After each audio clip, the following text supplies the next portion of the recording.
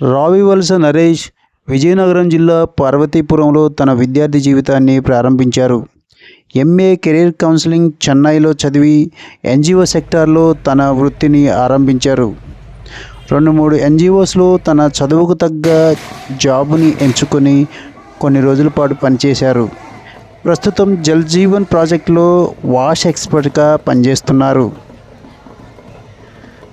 ప్రతి ఒక్క మధ్యతరగతి విద్యార్థి లక్ష్యం ఉద్యోగం అయితే ఆ ఉద్యోగాన్ని సాధించే క్రమంలో విద్యార్థులు ఎదుర్కొనే అడ్డంకులు, అందుకు పరిష్కారాలు నరేష్ గారి మాటల్లో ఆంధ్ర యూనివర్సిటీలో ఉన్నాను.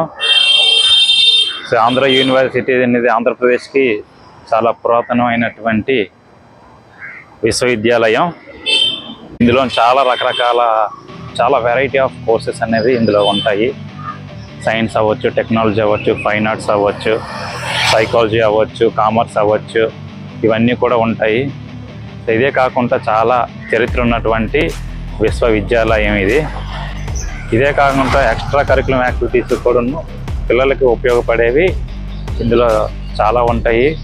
ఎవరికైనా మంచి లెర్నింగ్ ఎక్స్పోజరు ఉండాలి అనుకుంటే ఖచ్చితంగా ఈ ఆంధ్ర యూనివర్సిటీలోని చదివి ఏదైతే ఈ ఎంట్రన్స్ టెస్ట్లు ఏవైతే పెడతారో యూనివర్సిటీ ద్వారా స్టేట్ లెవెల్ అవ్వచ్చు, సో ఆ యూనివర్సిటీ టెస్టులు రాసి మంచి ర్యాంక్ తెచ్చుకొని ఆ ర్యాంక్ ద్వారా మీరు ఆంధ్ర యూనివర్సిటీలో జాయిన్ అవుతే అడ్మిషన్ పొందితే మంచి ఎక్స్పోజర్ ఉండి మంచి లెర్నింగ్ ఉండి ఉన్నత స్థానాలకు వెళ్తారు. నమస్తే రావివలస నరేష్ గారు. నమస్కారం అండి. మా సత్యాన్వేషణ ఛానల్ ప్రేక్షకుల కోసం మీరు సమయం కేటాయించి మాతో మాట్లాడటానికి మీరు సమ్మతి తెలియజేసినందుకు మీకు కృతజ్ఞతలు. మీరు ఎన్జిఓ సెక్టార్లో సోషల్ డెవలప్మెంట్ ప్రొఫెషనల్గా పనిచేస్తున్నారు కదా, ఆ వివరాలు, ఆ విశేషాలు తెలుసుకునే ముందు మీ గురించి, మీ ఫ్యామిలీ బ్యాక్గ్రౌండ్, మీ చిన్ననాటి మీ ఎడ్యుకేషను, దాని వివరాలు మాకు తెలియజేయండి. థ్యాంక్ యూ అన్వేష్ గారు. సో ఇది నాకు థ్యాంక్ యూ చెప్పేదానికన్నా నేనే మీకు థ్యాంక్ యూ చెప్పుకోవాలి. సో ఎందుకంటే నా పనిలో నేను ఎప్పుడూ ఉంటాను. సో నా ద్వారా ఒక మెసేజ్ అనేది నలుగురికి తెలిస్తే అది కొంత మంచి జరుగుతుందనే ఉద్దేశంతో నేను కూడా దీనికి ఓకే చెప్పి సమ్మతించి ఇలాగ ముందుకు రావడం జరిగింది. సో ముందుగా నా పేరు రావివలస నరేష్. మా సొంత ఊరు వచ్చేసి విజయనగరం జిల్లా పార్వతీపురం. అక్కడి నుంచి ఒక 10-12 ఏళ్ల క్రితం పార్వతీపురం నుంచి విశాఖపట్నం అనేది మా కుటుంబం అంతా కూడాను ఇక్కడికి మైగ్రేట్ అయ్యి వచ్చి ఇక్కడ నివసిస్తున్నాము. సో మా ఫాదర్ పేరు రమణ. సో మేము ఒక 3 అన్నదమ్ములము, ఒక అక్క ఉన్నారు. సో మేము అందరం కూడా వైజాగ్లో ఉంటున్నాము. నా చదువు వచ్చేసి నా ఎడ్యుకేషన్ అప్ టు డిగ్రీ వరకు అంతా కూడాను పార్వతీపురంలోనే సాగింది. గవర్నమెంట్ స్కూల్లోనే చదువుకున్నాను, ఇంటర్మీడియట్ గవర్నమెంట్ కాలేజీలోనే చదువుకున్నాను. డిగ్రీ వచ్చేసి దగ్గరలో ఉన్నటువంటి ప్రైవేట్ కాలేజీలోనే చదువుకున్నాను అనమాట, పార్వతీపురంలోని. సో చదువుకున్నప్పుడే నేను కుటుంబ పరంగా ఆ టైంలోనే ఫ్యామిలీ మైగ్రేట్ అయ్యి నేను డిగ్రీ కూడాను ఇంటి దగ్గర ఉండే కొంచెం చదువుకోవాల్సి వచ్చింది. సో అప్పుడు కూడాను చదువు విషయంలో చాలా ఇబ్బంది పడి మొత్తానికి డిగ్రీ అనేది కంప్లీట్ చేశాను. అది అయిపోయిన తర్వాత నా పోస్ట్ గ్రాడ్యుయేషన్ వచ్చేసి చెన్నైలోని Rajiv Gandhi national institute of youth డెవలప్మెంట్లోని ఒక ప్రొఫెసర్ గారి నిర్ణయం మేరకు అందులోని ఎంఏ కెరీర్ కౌన్సిలింగ్ కోర్సు చదవడం జరిగిందనమాట. సో కోర్సు చదువుతుండగానే నేను ఒక ఇంటర్న్షిప్ 1 month ఇంటర్న్షిప్ అనేది కోర్సులో భాగంగా చేయవలసి వచ్చేది. అందులో భాగంగా నేను విశాఖపట్నంలోని ఒక ఎన్జిఓ, ఉర్వి విక్రమ్ చారిటబుల్ ట్రస్ట్ అనే ఒక ఎన్జిఓలోని ఇంటర్న్షిప్ అనేది చేయడం జరిగింది. ఆ ఎన్జిఓ నుంచి ఒక national level NGO, head office హైదరాబాద్లో, ఢిల్లీలో ఉండేది. సో ఢిల్లీ దాని యొక్క చైర్మన్ అనేది ప్రాపర్ ఇక్కడ వైజాగ్లో ఉండేవారు. సో అక్కడ చెన్నైలో ఉన్నటువంటి ఇన్స్టిట్యూట్ తోటి ఆ ఉర్వి విక్రమ్ చారిటబుల్ ట్రస్ట్కి కొంత రిలేషన్షిప్ ఉండడం వల్ల ఆ కనెక్టివిటీ తోటి నేను వైజాగ్లో 1 month ఇంటర్న్షిప్ సక్సెస్ఫుల్గా కంప్లీట్ చేశాను. సో ఇమీడియట్గా నేను ఎప్పుడైతే పోస్ట్ గ్రాడ్యుయేషన్ కంప్లీట్ చేశానో, సో నేను చేసే ఇంటర్న్షిప్ అనేది ఆ ఉర్వి విక్రమ్ చారిటబుల్ ట్రస్ట్ చైర్మన్ ఎవరైతే ఉన్నారో యుఎన్బి రావు అని రిటైర్డ్ ఐపీఎస్ దానికి చైర్మన్గా ఉన్నారు. ఆ చైర్మన్ నా యొక్క పనితనం నచ్చి సో నేను కోర్స్ అయిపోగానే కాంటాక్ట్ అయితే సో ఇమీడియట్గా మా ట్రస్ట్లో వచ్చి జాయిన్ అయిపోన్నారు. సో ఎప్పుడైతే నేను 2013లోని నా యొక్క పోస్ట్ గ్రాడ్యుయేషన్ కంప్లీట్ అయిన వెంటనే నేను ఇమీడియట్గా వైజాగ్లో ఉన్నటువంటి వాళ్ళ యొక్క చాప్టర్లోని కెరియర్ కౌన్సిలర్గా నా యొక్క ఉద్యోగ ప్రస్థానం అనేది మొదలు పెట్టడం జరిగిందనమాట. సో ఇది నా యొక్క చదువు, నా యొక్క కుటుంబం యొక్క వివరాలు. ప్రస్తుతం మీరేం చేస్తున్నారు? ప్రస్తుతము నేను ఎప్పుడైతే నేను 2013లో ఉర్వి విక్రమ్ చారిటబుల్ ట్రస్ట్లో ఎప్పుడైతే పనిచేశానో అక్కడ మొదలుపెట్టానో 2017 వరకు, అంటే ఒక 4.5 సంవత్సరాల వరకు ఉర్వి విక్రమ్ చారిటబుల్ ట్రస్ట్లోనే కెరియర్ కౌన్సిలర్గా నా ప్రస్థానం మొదలెట్టి సబ్సిక్వెంట్గా ఒక ప్రోగ్రామ్ కోఆర్డినేటర్గా మొత్తం వైజాగ్ చాప్టర్లో ఉన్నటువంటి ప్రోగ్రామ్స్ అన్నీ కూడా ఇన్ఛార్జిగా ఉంటూ అన్ని కార్యక్రమాల్లో నేనే చూసుకునేవాడిని. ఎప్పుడైతే 2017లోనే ఇంతవరకు నేను కెరియర్ గైడెన్స్, లైఫ్ స్కిల్స్ అనే డిఫరెంట్ సబ్జెక్ట్స్ మీద నేను పనిచేయడం జరిగింది. సో నేనంటూ కొంచెం బయటికి వెళ్ళాలి, వేరే సబ్జెక్ట్ నేర్చుకోవాలి అనే ఉద్దేశంతో అప్పుడు ఉద్యోగ అన్వేషణ చేస్తే అప్పుడు విశాఖపట్నంలో ఉన్నటువంటి ఒక వేరే ఎన్జిఓ, ఆ ఎన్జిఓ నాన్ గవర్నమెంటల్ ఆర్గనైజేషన్ పేరు ఏంటంటే గ్రామ స్వరాజ్య సమితి. సో ఆ ఎన్జిఓలోని వాటర్ అండ్ శానిటేషన్ హైజీన్ ఆ ప్రాజెక్ట్లోని నేను హైజీన్ ఎడ్యుకేటర్గా జాయిన్ అవ్వడం అనేది జరిగిందనమాట. సో అది అలాగా అక్కడ కూడా ఒక 2 సంవత్సరాలు, అంటే 2015 నుంచి 2019 వరకు వాష్ అనే ప్రాజెక్ట్లోని నేను వాష్ ఎక్స్పర్ట్స్గా పనిచేశాను. అది అయిపోయిన తర్వాత నాకు ఇంకా మంచి ఉద్యోగం కావాలనే ఉద్దేశంతో మళ్ళీ నేను ఉద్యోగ అన్వేషణ చేస్తే చైల్డ్ ఫండ్ ఇండియాలోని హైదరాబాద్లోని ఒక ప్రాజెక్ట్ కోఆర్డినేటర్గా ఈ లైవ్లీహుడ్ కెరీర్ గైడెన్స్ ప్రోగ్రాంలోనే మళ్ళీ నా ఏదైతే నేను చదివానో దానికి రిలవెంట్గా ఉన్నటువంటి జాబ్ అనేది హైదరాబాద్లో ఒక 2 సంవత్సరాలు 2019 నుంచి 2021 వరకు నేను హైదరాబాద్లోని మొదలుపెట్టాను అనమాట. సో అది అయిపోయిన తర్వాత 2021 తర్వాత మళ్ళీ నేను ఏదైతే నేటివ్ ప్లేస్ విశాఖపట్నంలో మా ఫ్యామిలీ అంతా ఉన్నారో వాళ్ళ దగ్గరికి వెళ్దామనే ఉద్దేశంతో నాకు వేరే ఆపర్చునిటీ వేరే వాళ్ళ ద్వారా వచ్చింది. సో ఆ విధంగా నేను బ్యాక్ టు 2021లో మళ్ళీ బ్యాక్ టు విశాఖపట్నం వచ్చేసి జల్ జీవన్ మిషన్ అనే ఒక ప్రోగ్రామ్, ఏదైతే సెంట్రల్ గవర్నమెంట్ ఇంటింటికి మంచినీటి కొలాయి ప్రాజెక్ట్లోని ప్రస్తుతానికి నేను డిస్ట్రిక్ట్ కోఆర్డినేటర్ ఐఈసీలుగా ఈ జల్ జీవన్ మిషన్ ప్రాజెక్ట్లో పనిచేస్తూ ఉన్నాను అనమాట. ఏమంటారు? ఐఈసి అంటే ఇన్ఫర్మేషన్ ఎడ్యుకేషన్ కమ్యూనికేషన్. ఏదైతే ప్రోగ్రామ్కి ప్రచార కార్యక్రమాలన్నీ కూడా చేస్తారో వాటన్నిటినీ కూడా నేను మానిటరింగ్, రిపోర్టింగ్ అంతా కూడా నేను చూసుకుంటాను అనమాట జిల్లా పరిధిలో. పీజీ వచ్చేసరికి career guidance, MA career counselling. అవును, తమిళనాడులో చదివా అని చెప్పారు కదా. సో అసలు మీరు ఆ వైపు వెళ్ళడానికి మీకు ఇన్స్పిరేషన్ ఎవరు? సో కెరియర్ గైడెన్స్ అనేది కోర్స్ చదవడానికి నేను డిగ్రీ వరకు కూడాను బీకామ్ చదివాను. బీకామ్లో కూడాను ఏం చదవాలో ఎక్కడ చదవాలో ఏంటి అనేది అసలు ఎవరు గైడ్ చేసిన వాళ్ళు లేరు చదువుకున్నప్పటికి కూడాను. సో డిగ్రీ తర్వాత ఏదైనా పీజీ చేస్తే బాగుంటుంది అనేసి మా అన్నయ్య యూనివర్సిటీలో చదువుకొని చెప్పేవారు. సో ఆ ఉద్దేశంతో నేను గ్రాడ్యుయేషన్ అయిపోయిన తర్వాత పీజీ చేయాలనే ఆ ఉద్దేశం ఉండేది, కానీ ఆ పీజీ సెట్ కూడా నేను రాయలేని పరిస్థితి, అంటే తెలియదు ఎవరు చెప్పిన లేక. సో సడన్గా మా అన్నయ్యకు ఉన్నటువంటి కాంటాక్ట్స్ ఏవైతే ఉంటాయో మా అన్నయ్య కూడా పీజీ అయిపోయిన తర్వాత యూనివర్సిటీలోని మీడియా సెల్లో పనిచేసేవారు.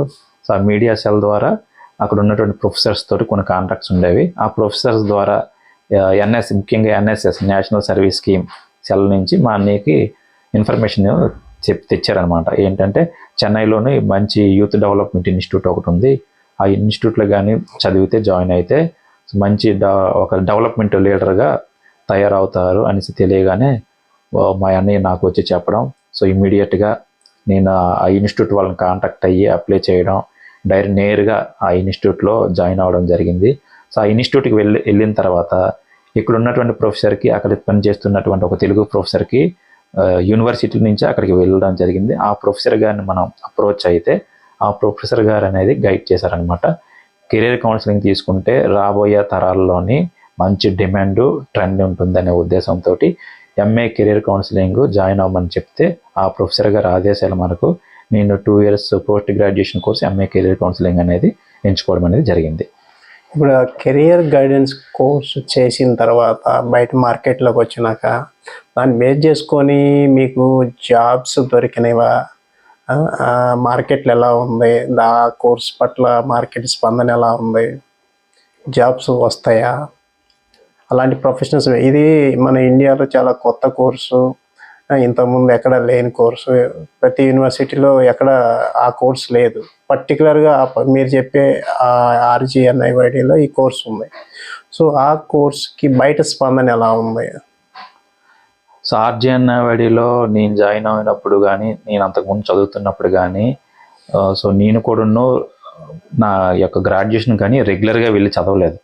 సో ఈ కోర్సెస్ వివరాలు కానీ, లేకపోతే అవుట్ సైడ్ ప్రపంచం అంతా కూడాను నాకు ఒక కొత్తగా అనిపించింది. చెన్నైలో వెళ్ళి చదివిన తర్వాత కూడాను నాకు ఆ యొక్క ఎన్విరాన్మెంట్లో అడ్జస్ట్ అవ్వడానికి చాలా కష్టంగా ఉండేది. కోర్సు గురించి కూడా నాకు అంతంత మాత్రం. కెరీర్ కౌన్సిలింగ్ అంటే ఏదో ఒక కౌన్సిలర్ ఉంటారు, కొన్ని టెస్టులు చేయాలి, కౌన్సిలింగ్ ఇవ్వాలి అనేసి నాకు పూర్తిగా వివరాలు అనేవి తెలియదు. సో నేను ఆ కోర్స్ ఏదైతే 2 years కోర్స్ చదివిన తర్వాత ఎండింగ్కి వచ్చేసరికి 1 year అయ్యేసరికి నాకు కొంత అవగాహన అనేది వచ్చింది. ఇక బయట సైడ్ జాబ్స్కి అంటారా, అంత పెద్ద అవగాహన కూడా నేను తెచ్చుకోలేదు. ఏదో ట్రైనింగ్ దాంట్లో ఉంటుంది, లేకపోతే కన్సల్టెన్సీస్ ఉంటాయి, జాబ్ చేయొచ్చు అనేసి డిస్కషన్ అయితే మా యొక్క ఇన్స్టిట్యూట్లో జరిగేది. సో ట్రెండింగ్ గురించి, దీని యొక్క నీడ్ గురించి బయట ఎంత ఉందనేది పెద్దగా తెలిసేది కాదు. సో ఏదైనప్పటికీ నా యొక్క ఇంటర్న్షిప్ అనేది నేను చదివే కోర్సుకు సంబంధించి ఒక ట్రస్ట్ అనేది పనిచేస్తుంది, ఈ విధంగా NGOలు కానీ ప్రైవేట్ సంస్థలు కానీ పనిచేస్తాయనే ఉద్దేశం పనిచేస్తాయని తెలిసింది. సో ఈ విధంగా ఉద్యోగాలు దొరుకుతాయని విషయం అయితే తెలిసింది. ఆ విధంగానే నేను ఉరి విక్రమ్ చారిటబుల్ ట్రస్ట్లోని నా యొక్క PG కోర్స్ అవగానే జాయిన్ అవ్వడం అనేది జరిగింది. ఏదైతే నేను కెరీర్ గైడెన్స్ కోర్స్ చదివానో దానికి రిలవెంట్గా కెరీర్ కౌన్సిలర్ జాబ్ అనేది నేను ఈ యొక్క ట్రస్ట్లో చేస్తూ, so youth counselling, student counselling, group counselling అనేది చేయడం జరిగిందనమాట.